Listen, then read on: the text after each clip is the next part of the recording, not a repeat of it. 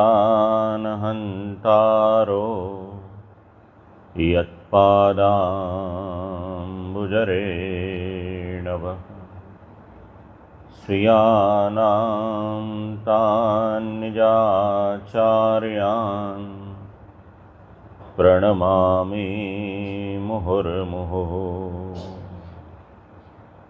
यदनुग्रहतो जन्तुः सर्वदुःखातिगो भवेत् तमहं सर्वदा वन्दे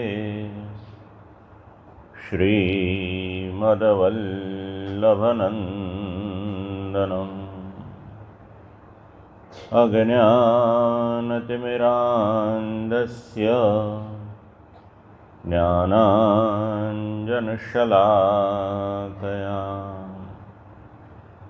चक्षुरुन्मीलितं येन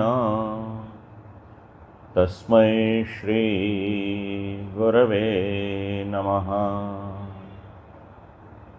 नमामि हृदये शेषे लीलाक्षिराब्धिशायिनम् लक्ष्मीसहस्रलीलाभिः सेव्यमानं कलानिधिम्। चतुर्भिश्च चतुर्भिश्च चतुर्भिश्च त्रिभिस्तथा षड्भिर्विराजिते योऽसौ पञ्चदा हृदये मम। बुद्धिप्रेरककृष्णस्य पादपद्मं प्रसीदतु। ध्यानासमर्थजीवानामस्माकं सर्वदा स्वतः। सच्चिदानन्दरूपाय विश्वोत्पत्त्यादिहेतवे तापत्रयविनाशाय श्रीकृष्णाय वयं नमः। वन्दे श्रीकृष्णदेवं मुरनरकविदं वेदवेदान्तवेद्यं लोके भक्तिप्रसिद्ध्यै यदुकुलजलधौ प्रादुरासीदपारः।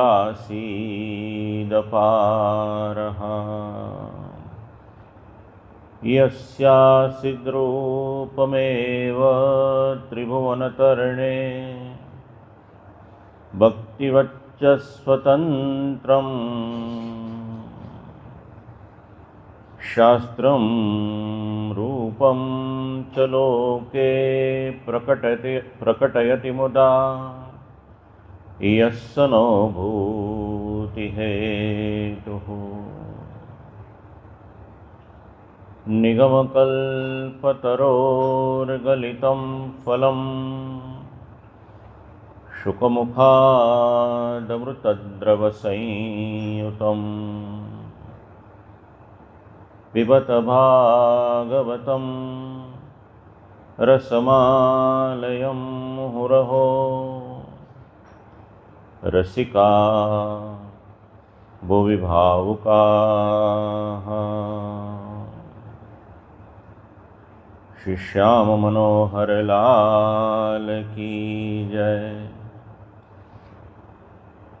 श्री गोवर्धन नाथ की जय। श्री वल्लभाधीश की जय। श्याम सुंदर श्यामने महारानी की जय। श्री गोसाई जी परम दयाल की जय।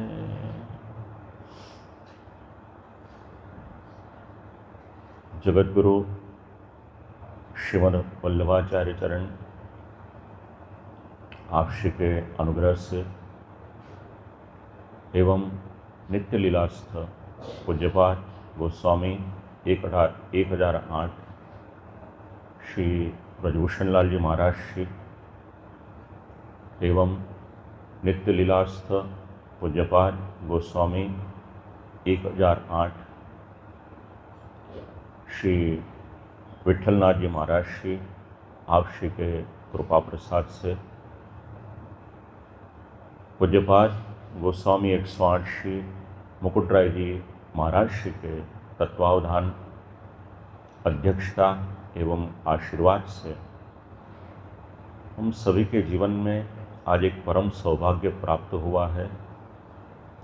श्री कृष्ण जीवन जी महाराज श्री प्राकट्य द्विशताब्दी महोत्सव, इसका प्रारंभ अनेक आयोजन होंगे किंतु सर्वप्रथम आयोजन इस द्विशताब्दी पर्व के अंतर्गत भगवत स्वरूप श्रीमद् भागवत की कथा उसके द्वारा हो रहा है। और कोई भी कार्य हम पुष्टि मार्ग में करें, कार्य के आरंभ में, मध्य में और अंत में हमारे श्री ठाकुर जी हैं। तो 7 दिन का यह जो क्रम है, इसमें भी सर्वप्रथम श्रोता हमारे श्री श्याम मनोहर जी प्रभु विराजमान है। तो प्रभु प्रसन्नता के लिए एवं पत्रिका में सुंदर एक शब्द मुद्रित किया हुआ है, भक्ति की पुष्टि के लिए, भक्ति की प्राप्ति के लिए 7 दिन के लिए श्रीमद् भागवत सप्ताह ज्ञान यज्ञ का आयोजन इस स्थान में हो रहा है। यदि अंग्रेजी दिनांक जो प्रचलित है उसे सोचे तो 13 से 19 अगस्त 2025 और भारतीय पंचांग अनुसार यदि सोचे, गुर्जर पंचांग अनुसार श्रावण कृष्ण चतुर्थी और व्रज पंचांग अनुसार भाद्रपद मास कृष्ण चतुर्थी से आरंभ आज हम कर रहे हैं। एकादशी के दिन श्रीमद् भागवत की कथा का विराम होगा। इस सत्र के अंतर्गत जन्माष्टमी एवं नंद महोत्सव, योगानुयोग चतुर्थ दिन श्रीमद् भागवत की कथा में भी प्रभु के प्राकट्य का अवसर प्राप्त होता है और इस कथा के अंतर्गत भी चतुर्थ दिन ही जन्माष्टमी, महामहोत्सव एवं पंचम दिन हमारे यहाँ जो क्रम है नंद महोत्सव का, तो अष्टमी और नवमी कथा के दिन भी वही है, चतुर्थ दिन प्रभु के प्राकट्य का अवसर है, पंचम दिन श्री नंद बाबा ने जो महोत्सव का आयोजन किया था उसका लाभ भी हमें प्राप्त होगा। इतिहास बताने की आवश्यकता नहीं है किंतु एक परिपाठी है। जिस कार्य का आरंभ हम कर रहे हैं, संस्मरण कर ले नित्य लीलास्थ पूज्यपाद गोस्वामी 1008 श्री ब्रजभूषण लाल जी महाराज। जो मेरे पढ़ने में आया, जो मेरी समझ में है, जो इतिहास मैंने पढ़ा हुआ है, आप श्री के 10 पीढ़ी के पूर्वज श्री बड़े मुरलीधर जी महाराज श्री तकरीबन विक्रम संवत 1699 या तो 1717 में काम्बन से चौपासनी पधारे थे और चौपासनी पधारे और स्थायी निवास यहाँ पर किया है। तो यदि हम सोचे तो सदियों से, पीढ़ियों से चौपासनी की भूमि भाग्यशाली है। श्री श्याम मनोहर प्रभु यहाँ पर विराजमान है एवं श्री वल्लभ कुल के आचार्य बालक निरंतर सतत सभी पर अनुग्रह यहाँ पर विराजमान होकर कर रहे हैं। आप सभी अवगत है, श्री श्याम मनोहर प्रभु श्री महाप्रभु जी के निधि एवं श्री सूरदास जी के सेव्य है। कई सारे उत्तम चित्र जो विराजमान है, प्रभु के दर्शन हम करते हैं, वहाँ पर सामने भी है अष्ट सखा के चित्र जो विराजमान है। वहाँ पर 4 सखा जो श्री महाप्रभु जी के अनुग्रहित हुए एवं 4 श्री गोसाई जी प्रभु चरण के लिखा हुआ है। वहाँ पर अष्टछाप के जो कवि हुए, उन्होंने किन्होंने 200 पद, किन्होंने 300 पद, किन्होंने 400 पद, किन्होंने 700 पद जो भगवत लीला का दर्शन हुआ उनका निरूपण किया। किंतु अष्टछाप में एक कवि हुए श्री सूरदास जी, जिन पर भगवत अनुग्रह ऐसा हुआ कि 1 लाख पद कीर्तन साहित्य की समृद्धि हमारे यहाँ उपलब्ध है। तो सूरदास जी को जो भगवत अनुग्रह प्राप्त हुआ, श्री महाप्रभु जी का अनुग्रह प्राप्त हुआ, उसके फलस्वरूप श्री ठाकुर जी की लीला का दर्शन होता था। किंतु श्री सूरदास जी के मन में 1.25 लाख पद उनका संकल्प था, तो साक्षात प्रभु वहाँ पर पधारे और 25,000 पद सुरश्याम इस छाप से आज भी संप्रदाय में कई सारे पद जो मिलते हैं, तो भगवत अनुग्रह जिन पर था। हम ऐसा मानते हैं कि दृष्टि नहीं थी, किंतु विद्वत जनों का एक मत ऐसा भी है कि श्री सूरदास जी को नेत्र के स्थान पर केवल चमड़ी थी, फिर भी भगवत अनुग्रह इतना था कि प्रभु की लीला के दर्शन होते थे। श्री श्याम मनोहर प्रभु जब ही श्री गोवर्धन नाथ जी श्रीनाथ जी बाबा ब्रजमंडल से नाथ द्वारा पधारते थे, तभी 4 मास के लिए चौपासनी की भूमि पर प्रभु विराजमान रहे। श्री श्याम मनोहर प्रभु एवं श्री गोवर्धन नाथ जी एक साथ अन्नकूट आरोहे, यह तो यहाँ का इतिहास है। तो भगवत कृपा से यह भूमि का बड़ा ही भाग्य है। आप श्री के परिवार ने सदियों से केवल चौपासनी की भूमि ही नहीं, आपके पूर्वजों का इतिहास यदि हम पढ़ें तो चौपासनी, जोधपुर, फलौदी, कामवन तो मूल भूमि थी ही, उसमें कोई आश्चर्य है नहीं। श्रीमद गोकुल, काशी, जामनगर, राजकोट, मुंबई में बृहद मंदिर जिसे मोटा मंदिर के नाम से जाना जाता है, वहाँ से लेकर बोरीवली में आज भी इस परिवार के आचार्य विराजमान है। यह पुष्टि सृष्टि पर इस परिवार का अनुग्रह है। अभी 20 शताब्दी महोत्सव कोई सामान्य बात तो है नहीं, बहुत बड़ा सौभाग्य है। जिन जिन वैष्णवों को श्री महाप्रभु जी के 5 शताब्दी महोत्सव, इसके दर्शन और अनेक उत्सव, कई सारे आयोजन उस समय में हुए थे, जिन्होंने लाभ लिया होगा उनको पता होगा। तो आज जो आरंभ हो रहा है श्रीमद् भागवत कथा, उसके माध्यम से नित्य लीलास्थ पूज्यपाद गोस्वामी श्री कृष्ण जीवन जी महाराज ने, जो मेरे पढ़ने में आया, आप श्री प्रकांड पंडित थे, विद्वान थे, विचक्षण थे, प्रतिभाशाली थे एवं सेवा रसिक थे। सब कुछ हो पुष्टि मार्ग में, किंतु भगवत सेवा न हो तो अन्य जो कुछ भी सामर्थ्य प्राप्त हुआ हो उसका कोई अर्थ नहीं रहता। क्वचित पांडित्यम चेत, इस श्लोक में इस सिद्धांत को समझाया गया है।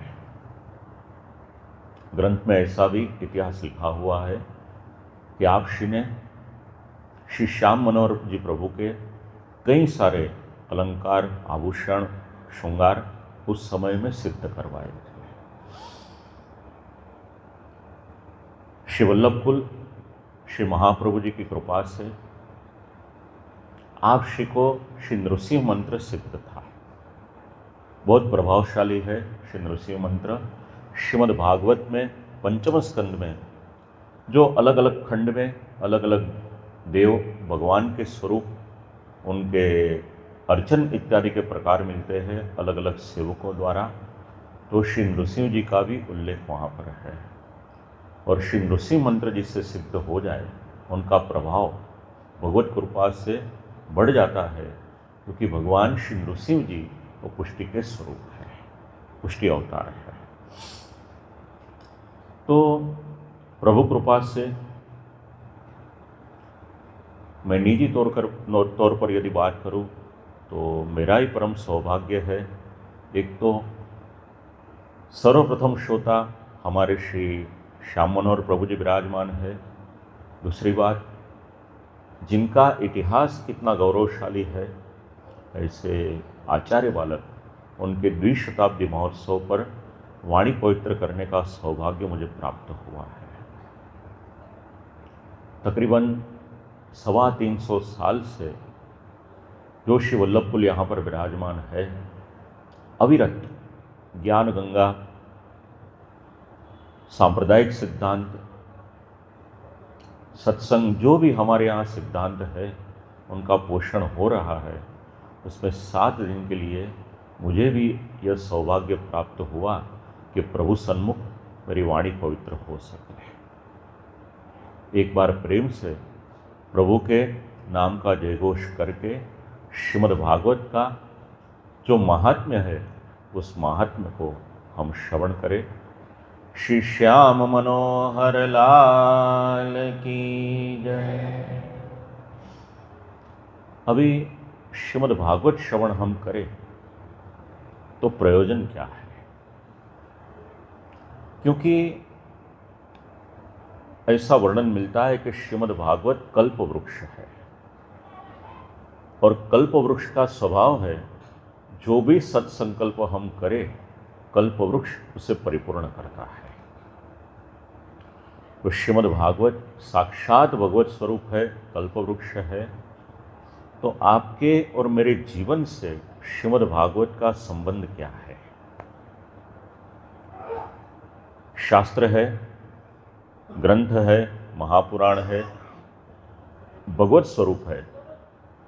शास्त्र के सिद्धांत को तो हम प्रभु कृपा से सोचेंगे, समझने का विनम्र प्रयास करेंगे, किंतु श्रीमद् भागवत की कथा आपके और मेरे जीवन से जुड़ी हुई कथा है। प्रथम श्लोक से लेकर अंतिम श्लोक तक कुछ न कुछ उपदेश हमें ऐसे मिलते हैं कि जिस स्तर पर हमारा जीवन हो उसे हम कुछ आगे बढ़ा सकें। सकाम भक्त हो, मुक्ति की आशा रखे तो श्रीमद् भागवत मुक्ति भी देता है। निष्काम भक्त हो, पुष्टिमार्गीय सेवक हो, यदि उसके मन में कोई आशा अपेक्षा अन्य न हो किंतु भक्ति की वृद्धि करनी हो, तो भी श्रीमद् भागवत हमारे जीवन में उपयोगी है। तो लौकिक अलौकिक जो भी मनोरथ हम करें, प्रभु कृपा से सभी मनोरथ को परिपूर्ण करने वाले हमारे भगवान श्रीमद् भागवत जी स्वरूप से हमारे सन्मुख में विराजमान है। तो गलती से भी हम ऐसा न सोचे कि यहाँ पर एक ग्रंथ विराजमान है।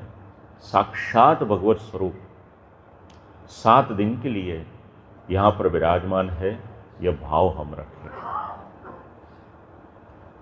अभी कई सारे प्रयोजन में से एक प्रयोजन हम सोचे कि श्रीमद् भागवत की कथा श्रवण क्यों करनी चाहिए। और हमारे यहाँ विराजमान श्री ठाकुर जी से एवं यहाँ पर विराजमान मंदिर में विराजमान श्री श्याम मनोहर जी प्रभु से श्रीमद् भागवत का संबंध क्या है?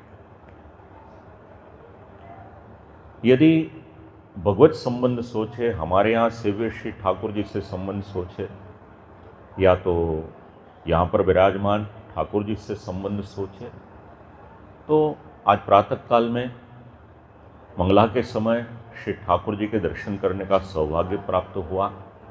कल शाम को भी दर्शन करने का सौभाग्य प्राप्त हुआ था। हमारे घर में भी हम दर्शन करते हैं, मंदिर में आके भी दर्शन करते हैं, नित्य दर्शन करते हैं।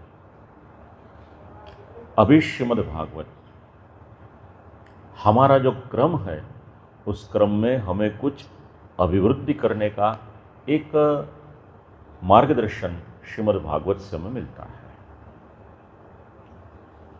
प्रभु के श्री चरण की भक्ति हमें सिद्ध हो, और यदि भक्ति सिद्ध हुई हो तो पुष्ट कैसे हो, और यदि पुष्ट हो तो हम हमारे सेव्य श्री ठाकुर जी में एवं नंदालय में, मंदिर में, हवेली में विराजमान श्री श्याम मनोहर लाल जी से ज़्यादा प्रेम किस तरह से कर सके, यह मार्गदर्शन हमें कहीं से मिल सकता है तो वह श्रीमद् भागवत से मिल सकता है।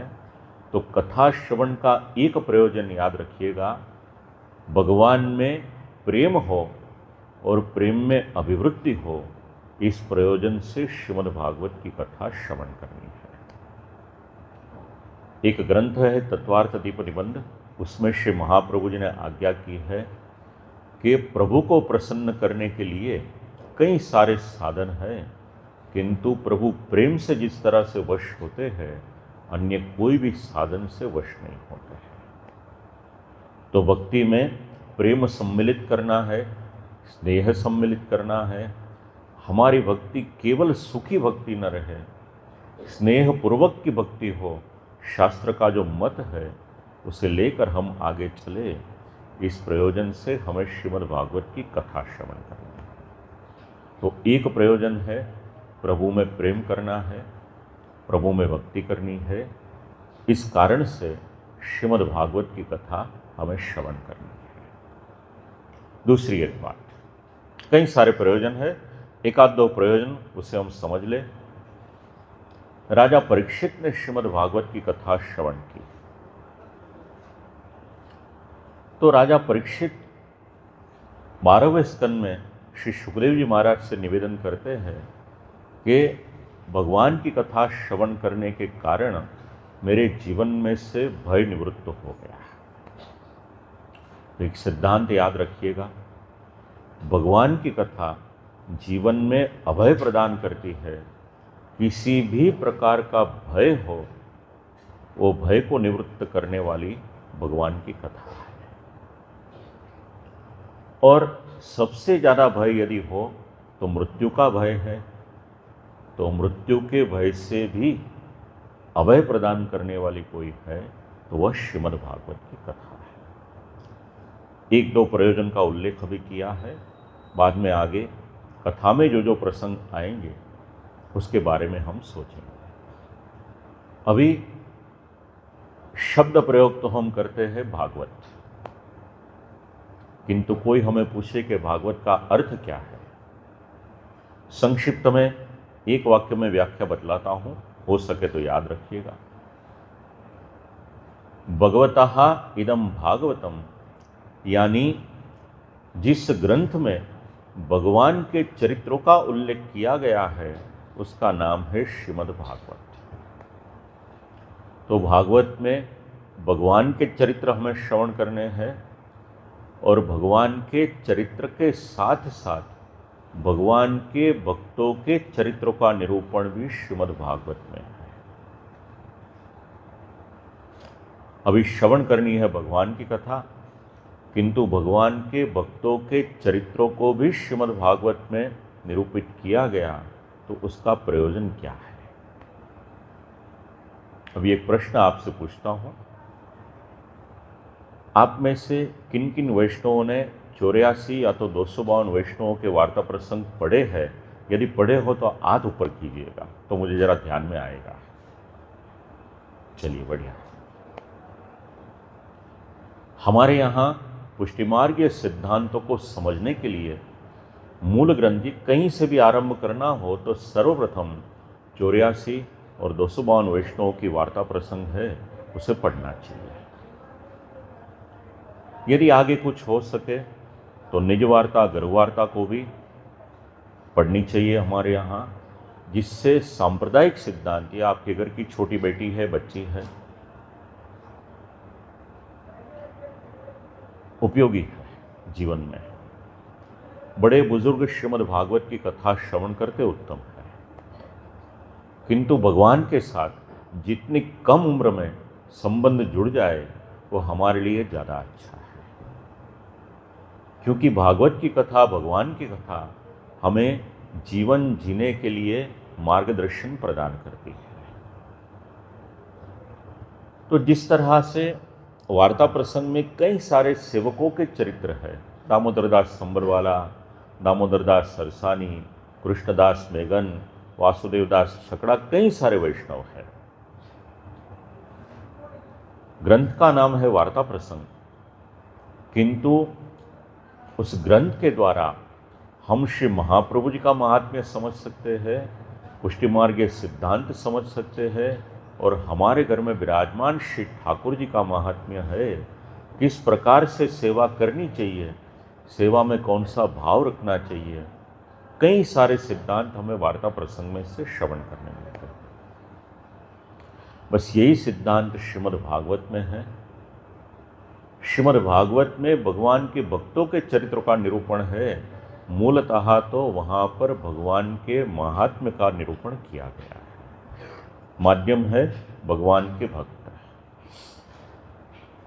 तो श्रीमद् भागवत महापुराण, यहाँ पर श्री ठाकुर जी विराजमान है, दर्शन होते हैं, मंदिर में भी हम दर्शन करते हैं। तो प्रभु के 12 श्रेयंग है, द्वादशांगो वे पुरुषः, ऐसा कहा गया है। तो प्रत्येक श्रेयंग का संबंध श्रीमद् भागवत जी के साथ है। 12 स्कंद है श्रीमद् भागवत जी के। प्रथम और द्वितीय स्कंद श्री ठाकुर जी के दाएं और बाएं श्री चरण के स्वरूप है। वहाँ से लेकर 12वां जो स्कंद है वह श्री ठाकुर जी ने आश्रय लीला, ऊपर उठाया हुआ करकमल है।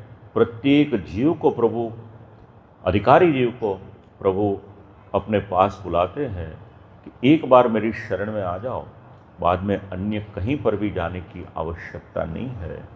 तो प्रथम स्कंद अधिकार लीला से लेकर आश्रय लीला तक जो कुछ भी हम श्रवण करें, वह प्रभु से एक ही विनती करें कि प्रभु भागवत की कथा हमारे हृदय में वो जो सिद्धांत है वो विराजमान हो, इतना अनुग्रह आप हम पर कीजिएगा। अभी कोई भी चीज हो, वस्तु हो, तत्व हो, पदार्थ हो, जब तक उसका महात्म्य हमें पता न हो, इम्पोर्टेंस पता न हो, तब तक उस वस्तु में, तत्व में हमारी इतनी अभिरुचि नहीं होती। इसीलिए श्रीमद् भागवत के आरंभ में 6 अध्याय में श्रीमद् भागवत के महात्म्य की कथा है। उसी कथा का अभी हम अनुसंधान ले। सर्वप्रथम श्लोक है, सच्चिदानंद रूपाय विश्वोत्पत्त्यादि हेतवे तापत्रय विनाशाय श्री कृष्णाय वयम नमः। एक सिद्धांत हमें यहाँ पर मिलता है, कोई भी कार्य का आरंभ करें हम तो सर्वप्रथम श्री ठाकुर जी के श्री चरण कमल में हमें प्रणाम करना चाहिए। घर से बाहर निकलिए, जाने के पहले प्रणाम कीजिए, प्रभु का स्मरण कीजिए। जीवन का कोई भी कार्य हो, प्रभु को प्रणाम किए बिना हम आरंभ न करें, यह एक सिद्धांत श्रीमद् भागवत के महात्म्य में प्रथम श्लोक में हमें समझ में आता है। कथा का आरंभ करना हो तो कथा के आरंभ में भी प्रभु के युगल श्री चरण कमलों में प्रणाम किया है। श्री कृष्णाय वयम नमः। केवल श्रोतागण प्रणाम करे इतना ही नहीं, वक्ता को भी श्री ठाकुर जी के श्री चरण कमल में प्रणाम करना है, क्योंकि वक्ता के पास ज्ञान हो या तो न हो, किंतु बोलने का सामर्थ्य प्रदान करने वाले यदि कोई है तो भगवान है। इसी कारण से वक्ता और श्रोता, श्रोता को श्रवण भक्ति सिद्ध करनी है, वक्ता को कीर्तन भक्ति सिद्ध करनी है, तो वक्ता और श्रोता दोनों को आरंभ में श्री ठाकुर जी के श्री चरण कमलों में प्रणाम करने चाहिए। यह सिद्धांत हमें यहाँ से मिलता है। तो सर्वप्रथम हम भी विराजमान श्री श्याम मनोहर जी प्रभु के युगल श्री चरण कमलों में प्रणाम करें। हमारे यहाँ विराजमान, प्रत्येक घर में विराजमान, वैष्णवों के यहाँ विराजमान हमारे जो निधि स्वरूप है श्री ठाकुर जी के श्री चरण कमलों में प्रणाम करें। अभी एक प्रश्न आता है कि प्रणाम क्यों करने चाहिए। इसका उत्तर इसी श्लोक में दिया हुआ है, तापत्रय विनाशाय। शायद ही कोई मनुष्य का जीवन ऐसा हो जिसके जीवन में किसी न किसी प्रकार का ताप न हो। तो जब भी हम प्रभु को प्रणाम करते हैं, श्री ठाकुर जी अनुग्रह करके हमारे जीवन में आधिदैविक, आध्यात्मिक या तो आदि भौतिक, सरल भाषा में कहूँ तो लौकिक अलौकिक किसी भी प्रकार का ताप हो, उस ताप को हमारे श्री ठाकुर जी निवृत्त करते हैं। इसी कारण तापत्रय विनाशाय। अभी प्रभु का स्वरूप दर्शन तो हम नित्य करते हैं, किंतु भगवत स्वरूप कैसा है तो 3 शब्द बतलाए, सत, चित और आनंद स्वरूप है। शब्द को जरा श्रीमद् भागवत से जोड़ दें हम, महात्म्य के इस शब्द को संप्रदाय की दृष्टि से भी सोचें हम। मनुष्य कोई भी प्रवृत्ति करे, प्रवृत्ति के अंत में उसका एक ही लक्ष्य रहता है कि उसे आनंद की प्राप्ति हो। कोई भी कार्य हम करें उसमें हमें आनंद चाहिए, आनंद प्राप्त करना है, तो आनंद कहाँ पर है उसे हमें ढूंढना है। पंचम स्कंद में, दशम स्कंद में जब रास पंचाध्याय का आरंभ होगा तभी तो इस बात पर कुछ हम सोचेंगे।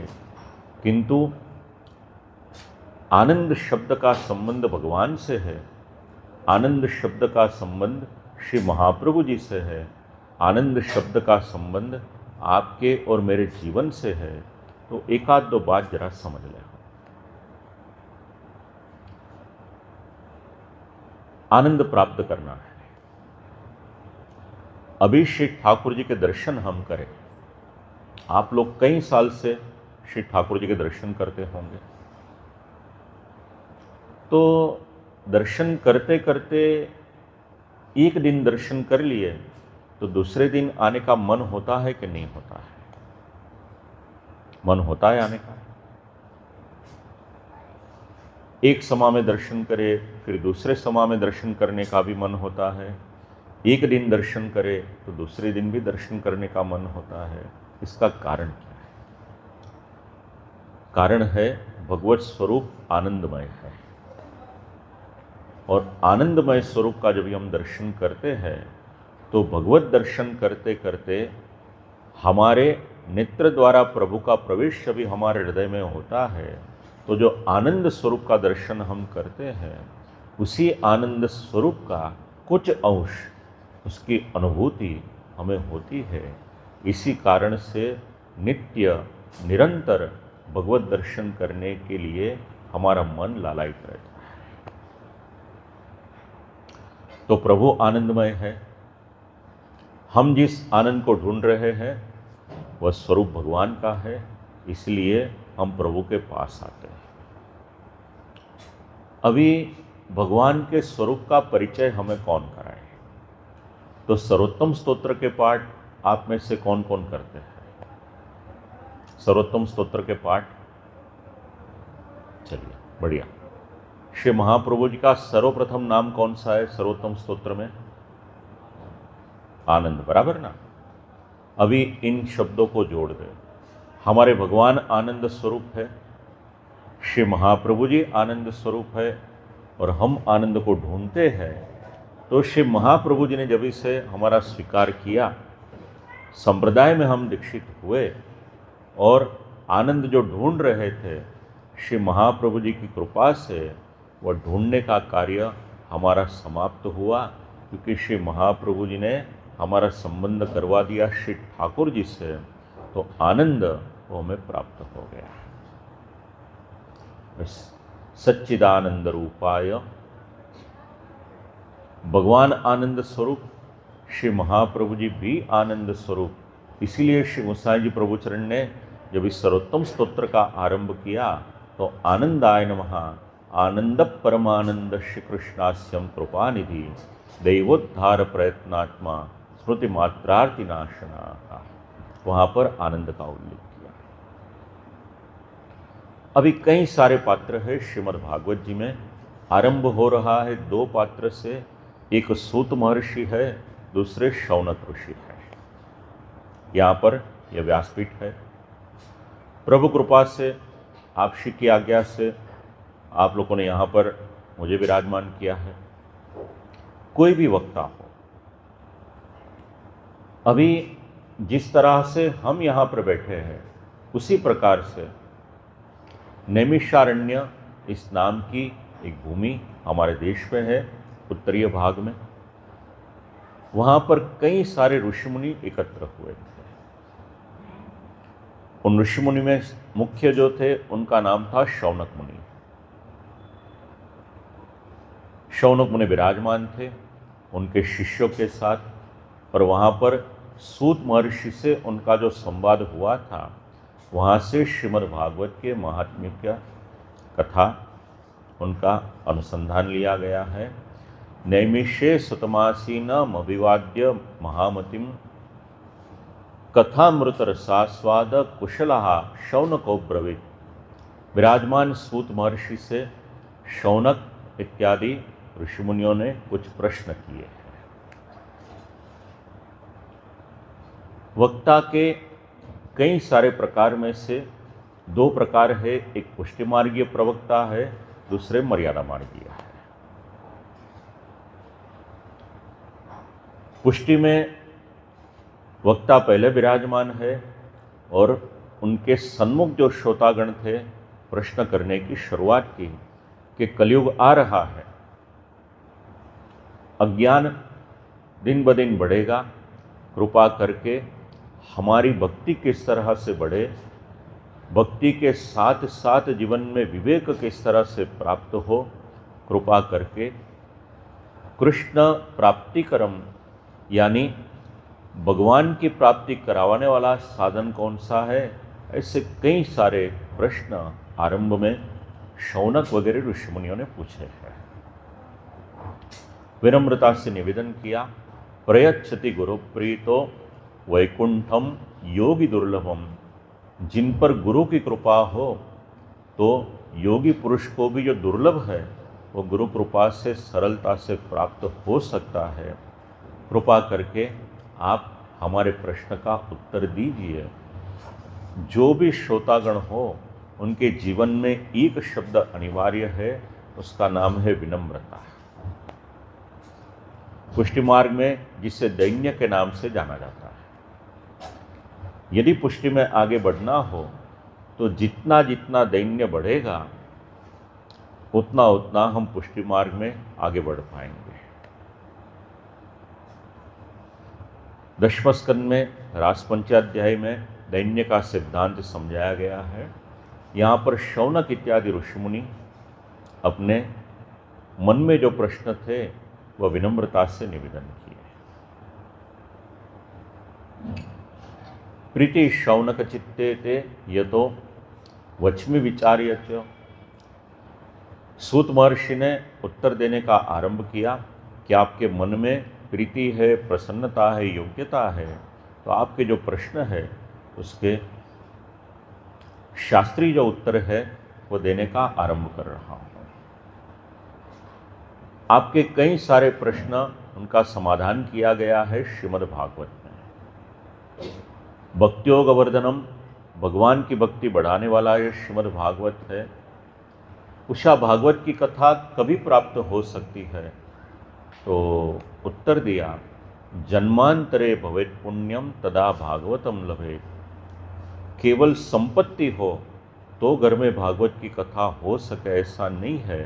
संपत्ति के साथ साथ जब भी पुण्य का बल होता है तो पुण्य के बल के कारण श्रीमद् भागवत की कथा उसका आयोजन हो सकता है। कई सारे संपत्तिवान भगवदीय है, श्रीमद् भागवत की कथा कराने का मनोरथ भी होता है, किंतु कोई न कोई संजोग के अनुसार करा नहीं पाते हैं। तो जिस दिन जीवन में पुण्य के बल एवं भगवद अनुग्रह ये दो संपत्ति प्राप्त हो, उस दिन हम श्रीमद् भागवत का लाभ ले सकते हैं। जन्मांतरे भवेत् पुण्यम।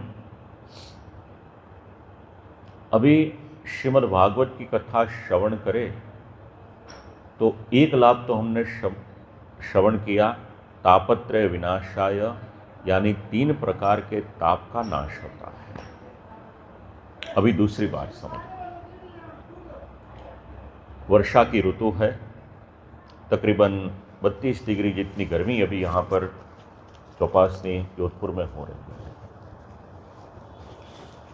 देह के सुख के लिए सूती वस्त्र हम परिधान करते हैं।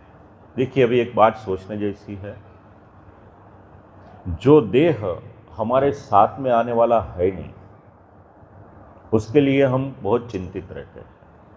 उसकी सुख सुविधा किस प्रकार से हम संभाल सके, उसको कष्ट न हो, कई सारा प्रबंध करते हैं।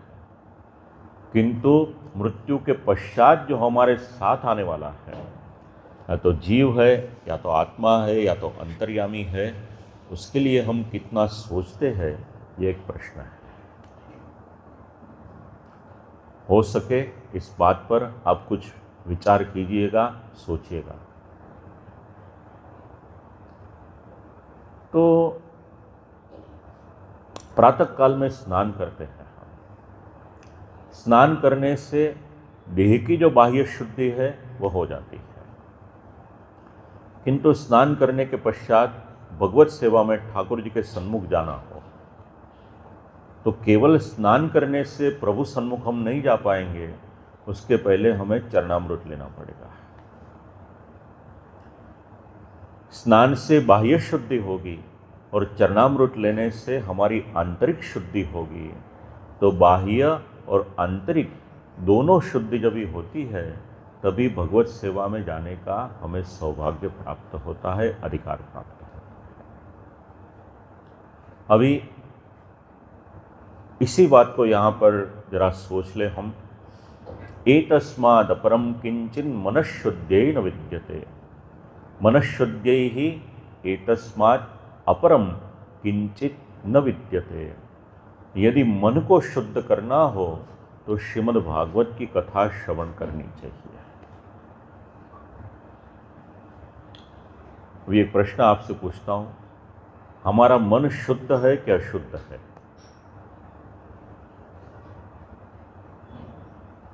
मन शुद्ध है कि अशुद्ध है?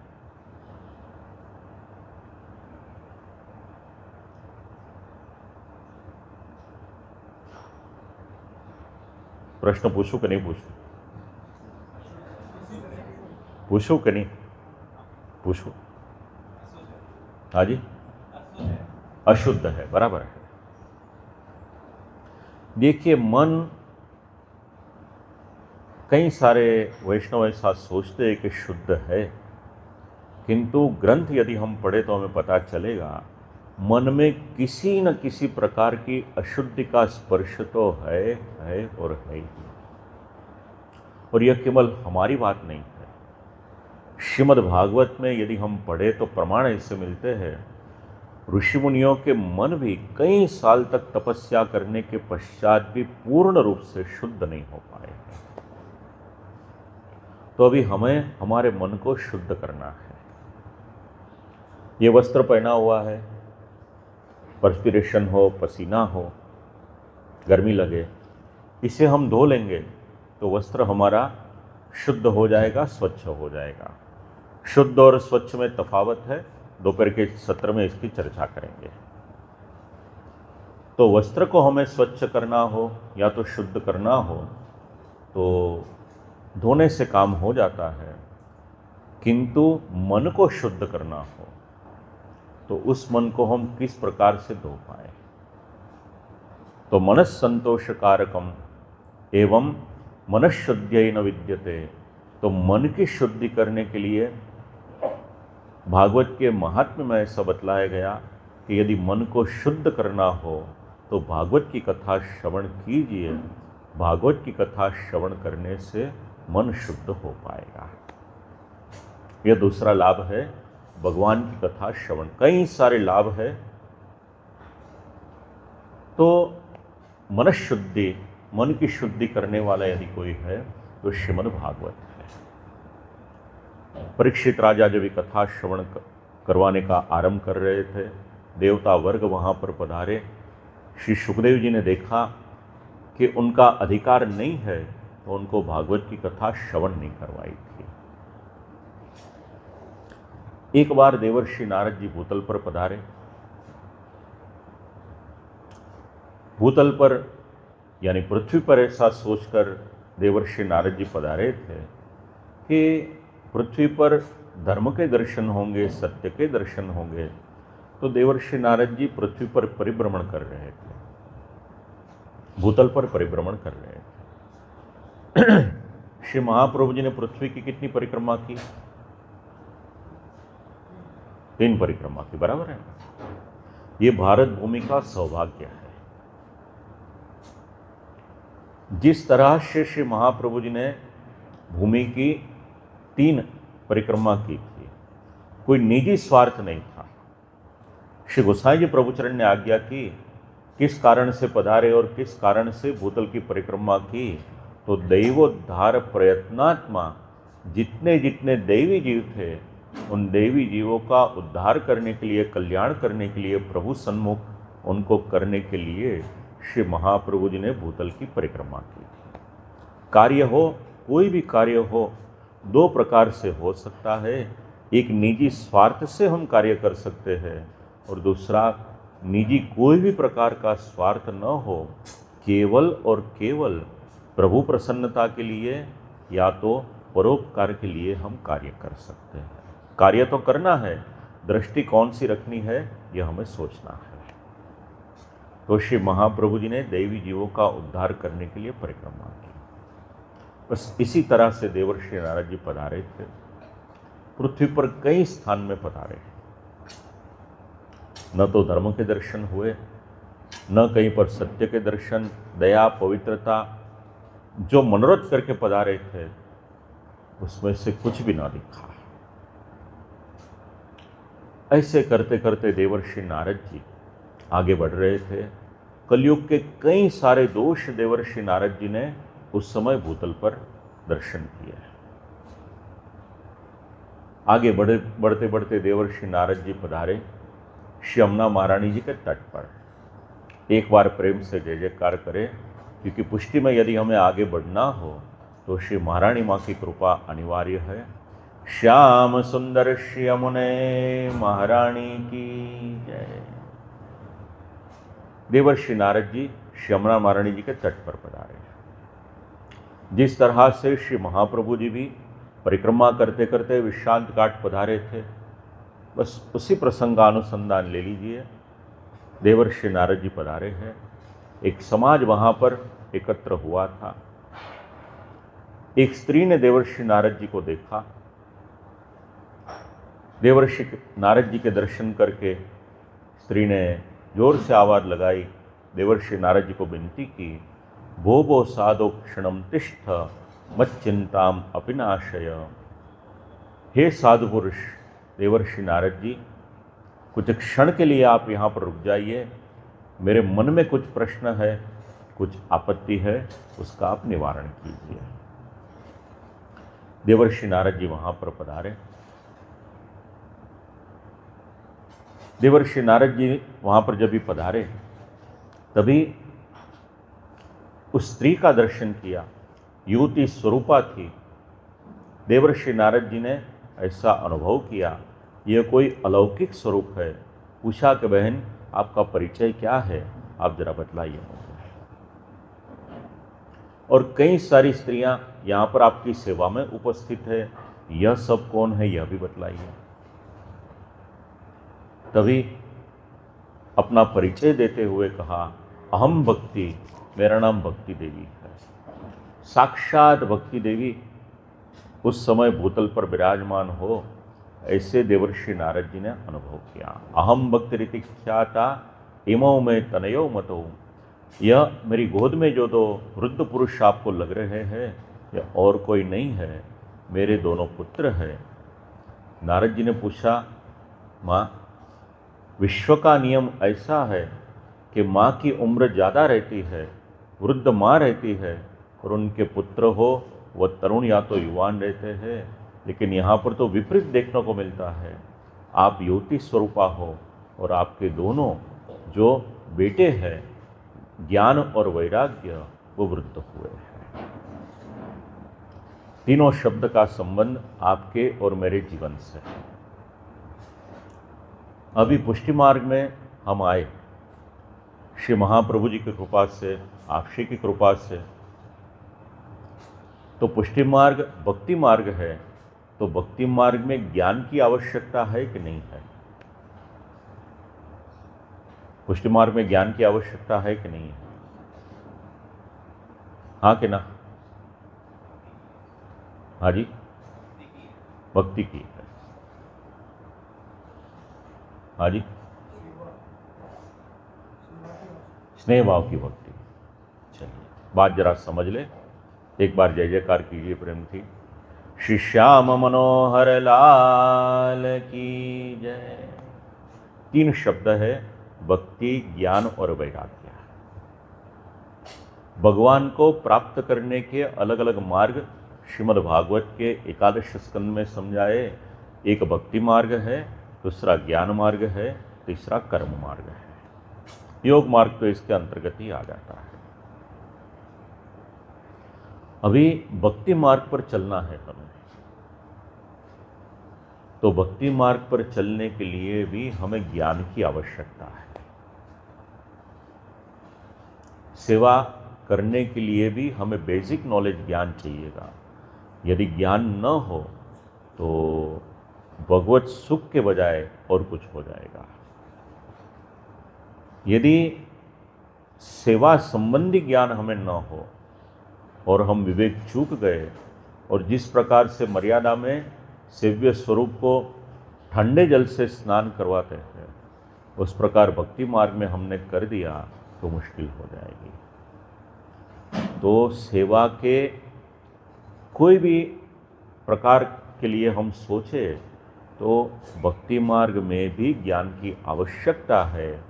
और यदि पुष्टि भक्ति मार्ग में ज्ञान की आवश्यकता न हो तो श्री महाप्रभु जी ने इतने सारे ग्रंथों का लेखन न किया होता। ख्याल में आया? तो भक्ति और ज्ञान का समन्वय हमें करना है। हम पुष्टि भक्ति मार्ग पर चल रहे हैं। भक्ति दो प्रकार की हम सोचे तो एक मर्यादा मार्गीय है, एक पुष्टि मार्गीय है। मर्यादा मार्गीय भक्ति भगवान को प्राप्त कराती है, किंतु वहाँ पर क्रिया का प्राधान्य है, और पुष्टि मार्ग में क्रिया के साथ साथ भाव का महात्म्य है। जो शब्द आपने बतलाया स्नेह, ठाकुर जी की भक्ति यदि हम करें तो उसमें स्नेह अनिवार्य है। महात्म्य ज्ञान पूर्वस्तु सुदृढ़ा स्नेहो, वहाँ पर स्नेह शब्द का उल्लेख किया है। यानी भगवत सेवा करनी हो तो भगवत सेवा में स्नेह अनिवार्य है। यदि भगवत सेवा में स्नेह न हो तो वह सेवा केवल एक क्रिया बनकर रह जाएगी। और स्नेह, उसका संबंध भी हम सोचे तो ज्ञान के साथ कर सकते हैं। प्रभु के महात्म्य को हम जानें, प्रभु के स्वरूप को हम जानें, तत्सुख का विचार करके भगवत सेवा करें, तो वहाँ पर भी ज्ञान की आवश्यकता है। श्री महाप्रभु जी ने आज्ञा की है शास्त्रम अवगत्य मनोवाग्देहे ही कृष्ण सेव्यः, यानी शास्त्र को जानकर भगवान की सेवा करनी चाहिए। तो पुष्टि भक्ति मार्ग में भी ज्ञान की आवश्यकता है। आप पढ़ती हो बेटी कि पढ़ लिया? कौन सी कक्षा में हो? देखिए, अभी ज्ञान की बात है, आपके घर की बेटी यहाँ पर है, उसकी भी जरा रुचि हो, एक आध दो बात कर ले। कठिन लगेगा तो दूसरी बार आएगी नहीं। ज्ञान दो प्रकार का है। एक आप जो स्कूल कॉलेज में पढ़ते हो वह ज्ञान है। जीवन के तकरीबन 20 साल तक हम प्रयत्न करें तो ग्रेजुएशन, पोस्ट ग्रेजुएशन, जिस विषय में हमारी रुचि हो, एक कक्षा पर हम पहुंच सकते हैं। जीवन की 20-21 साल तक ग्रेजुएशन हो जाए, बाद में आगे पढ़िए, पोस्ट ग्रेजुएशन कीजिए। अभी वो जो डिग्री मिलती है या तो जो समझ प्राप्त होती है, उसके कारण हमारे जीवन का निर्वाह होता है। कुछ संपत्ति कमा सकते हैं, हमारा स्टैंडर्ड ऑफ लिविंग हम इम्प्रूव कर सकते हैं, हमारी बुद्धि का विकास होता है, मन का विकास होता है। तो एक ज्ञान है, लौकिक ज्ञान है, जो स्कूल, कॉलेज, यूनिवर्सिटी से मिलता है। यहाँ पर जो चर्चा हो रही है यह अलौकिक ज्ञान है, जिसके द्वारा हम हमारे घर में विराजमान प्रभु के स्वरूप महात्म्य को समझ सकते हैं। तो जीवन में दोनों का समन्वय होना चाहिए, लौकिक ज्ञान भी चाहिए और अलौकिक ज्ञान भी चाहिए। और दोनों का समन्वय यदि हमारे जीवन में हो, क्योंकि ज्ञान, उसका फल केवल संपत्ति नहीं है, ज्ञान के द्वारा हमें हमारे जीवन का विकास करके प्रभु प्राप्ति करनी है। तो ज्ञान, एक भक्ति देवी है, उनके पुत्र का नाम है ज्ञान। अलौकिक ज्ञान, उनका संबंध लेना है यहाँ पर। तीसरा शब्द है वैराग्य। वैराग्य के दो अर्थ हम करें। एक, सब कुछ छोड़कर वन में जाकर ऋषि मुनि जिस प्रकार से तपस्या करते थे उस प्रकार से तपस्या करें। दूसरी बात यदि हम सोचें पुष्टिमार्गीय दृष्टिकोण से, तो पुष्टिमार्गीय दृष्टिकोण में अन्य सभी साधनों में से हमारे मन को निवृत्त करके हम हमारे मन को प्रभु में लगा दे, यह भी वैराग्य का एक प्रकार है। हमारे ऋषि मुनियों ने एवं श्री महाप्रभु जी ने एक उत्तम व्यवस्था हमें दी कि गृहस्थाश्रम में प्रवेश करने के पश्चात भी हम हमारे चारों पुरुषार्थ को सिद्ध करके भगवान को प्राप्त कर सकते हैं। चतुर्थ स्कंद में इसकी चर्चा करेंगे हम। तो देवर्षि नारद जी ने जब भी पूछा, तभी भक्ति देवी ने परिचय दिया कि मेरा नाम भक्ति, मेरे दोनों पुत्र हैं ज्ञान और वैराग्य। भारत में मेरी उत्पत्ति हुई दक्षिण दिशा में, यानी दक्षिण भारत। उत्पन्ना द्रविड़े साहम, द्रविड़ देश में उत्पत्ति हुई। जैसे जैसे आगे बढ़ती गई मेरा स्वरूप बदलता गया। पुनः जब भी वृंदावन में मैं आई तो वृद्धत्व में से मुझे युवावस्था प्राप्त हो गई। आज भी व्रज की जो भूमि है, वृंदावन की जो भूमि है, वहाँ पर भक्ति पूर्ण रूप से नृत्य कर रही हो, ऐसा अनुभव आज भी हमें होता है। भक्ति की भूमि है। किंतु नारद जी, ये मेरे दोनों पुत्र वृद्ध हो गए, कृपा करके आप उनको युवावस्था प्राप्त हो, ऐसा कुछ प्रयास कीजिए। तो देवर्षि नारद जी ने प्रयास किया, गीता जी का पाठ किया, वेद का पाठ किया, उपनिषद का पाठ किया। थोड़ी बहुत असर हुई, किंतु पूर्ण रूप से युवा न हो पाए। देवर्षि नारद जी सोचने लगे क्या करना चाहिए। कई सारे प्रयास किए, किंतु सफल न हो पाए। इसके अनुसंधान में कलयुग में हम सब कुछ न कुछ सत्कर्म करते हैं, किंतु उनका फल जो प्रकार से मिलना चाहिए, जिस प्रकार से मिलना चाहिए, वो मिल नहीं पाता है। उनका समाधान किया, कुकर्मा चरणात् सारहा सर्वतो निर्गतो दुना। सत्कर्म करे यह अच्छा है, किंतु सत्कर्म के बजाय कलयुग का जीव जब भी दुष्कर्म करता है, कुकर्म करता है, तो एक और न करने योग्य कार्य करे और दूसरी ओर भगवान की भक्ति करे, तो भक्ति का फल कैसे प्राप्त हो, यह एक बात सोचने जैसी है। कुकर्मा चरणात्सारहा सर्वतो निर्गतोत्तमा। इसी प्रकार श्रीमद् भागवत की कथा, प्राचीन काल में इतनी भागवत की कथा होती नहीं थी। भागवत के महात्म्य को यदि पढ़े तो आपको पता चलेगा 200-200 साल तक दो कथा में अंतर था, 30-30 साल तक भी अंतर था। किंतु आज कई सारे स्थान पर श्रीमद् भागवत की कथा हो रही है। कल आज आते आते मुझे कार में भी बतलाया कि यह तो धर्मनगरी है जोधपुर, कई सारे मंदिर है यहाँ पर, कई सारी कथाओं का आयोजन वर्ष भर निरंतर होते रहता है।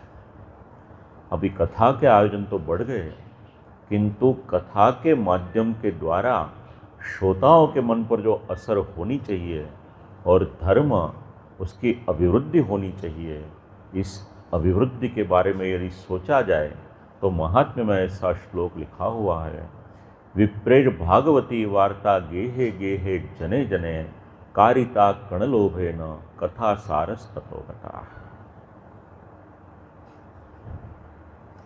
भागवत के प्रवक्ता, उनका कुछ परिचय यहाँ पर मिलता है। किसी को भी पूछे तो हमें बतला दे कि भागवत की कथा करते हैं। अभी जिस प्रकार से श्रीमद् भागवत का अध्ययन करना चाहिए, जिस प्रकार से श्रीमद् भागवत उनको इष्टदेव के स्वरूप से मानना चाहिए, यह जो दृष्टिकोण था, यह दृष्टिकोण चला गया। विप्रेर भागवती वार्ता गेहे गेहे जने जने, और वक्ता भी बस मैंने इतनी ज़्यादा कथा की, 100, 200, 300, 400, 500, ये क्रम की अभिवृद्धि के लिए, और लोभ के कारण जिस प्रकार से श्रीमद् भागवत की कथा होने लगी, महात्म्य में ऐसा लिखा गया है, कारिता कणलोभेन, संपत्ति उपार्जन के लिए जब श्रीमद् भागवत की कथा होती है, तभी श्रीमद् भागवत का जो मूल तत्व है वह मूल तत्व लुप्त हो जाता है। कारिता कणलोभेन कथा सारस ततो गताहा, तो कथा का सार चला गया है। कई सारे ऐसे सिद्धांत यहाँ पर बतलाए गए। ऐसे करते करते देवर्षि नारद जी जब भी भक्ति देवी से संवाद कर रहे थे, तभी भक्ति देवी ने यह श्रवण करके कहा, सुरर्षे त्वं हि धन्योसि मद्भाग्येन समागताः। देवर्षि नारद जी, आज मेरे भाग्य का उदय हुआ है कि आपके साथ मुझे कुछ संभाषण करने का, कुछ सत्संग करने का, कुछ समागम का सौभाग्य प्राप्त हुआ। याद रखिएगा, जीवन में यदि चौपासनी में श्री वल्लभ कुल विराजमान है तो श्रीमद् भागवत के महात्म्य के यह शब्द याद रखिएगा, सुरर्षे त्वं हि धन्योसि मद्भाग्येन समागताः। जब भी हमारे भाग्य का उदय होता है, तभी किसी सत्पुरुष का समागम, सत्संग हमारे जीवन में प्राप्त हो सकता है। साधुनाम दर्शनम लोके सर्वसिद्धिकरम परम। सत्पुरुष के दर्शन यदि हो जाए तो दर्शन के द्वारा भी हमारे कई सारे कार्य व संपन्न हो सकते हैं। और इस सिद्धांत का यदि प्रमाण चाहिए तो श्री महाप्रभु जी एवं श्री गोसाई जी प्रभुचरण के चरित्र को पढ़िए। कई सारे जीव केवल दर्शन मात्र से भी कृतार्थ हुए थे। ऐसे हमारे यहाँ प्रसंग मिलते हैं। मद्भाग्येन समागताः। भक्ति देवी को देवर्षि नारद जी प्राप्त हुए। हमें भी आप श्री की कृपा से 7 दिन के लिए श्रीमद् भागवत श्रवण करने का अवसर प्राप्त हुआ है। आज का प्रथम दिन था। आरंभ में समझ सकते शोभा यात्रा हो, पूजन इत्यादि हो, थोड़ा समय विलंब से हो सकता है, किंतु विराम का समय 12:30 का है। सवेरे का क्रम 9:30 से 12:30 का रहेगा। और दोपहर का जो क्रम है 3:30 से 6:30। तो अभी दोपहर को ठीक 3:30 बजे कथा का आरंभ करेंगे और ठीक 6:30 बजे कथा में से विराम प्राप्त करेंगे। प्रभु के नाम का जय जयकार करके इस सत्र को हम विराम दें। श्री श्याम मनोहर लाल की जय, श्री वल्लभाधीश की जय, श्याम सुंदर श्यामुने महारानी की जय, श्री गोसाई जी परम दयाल की जय।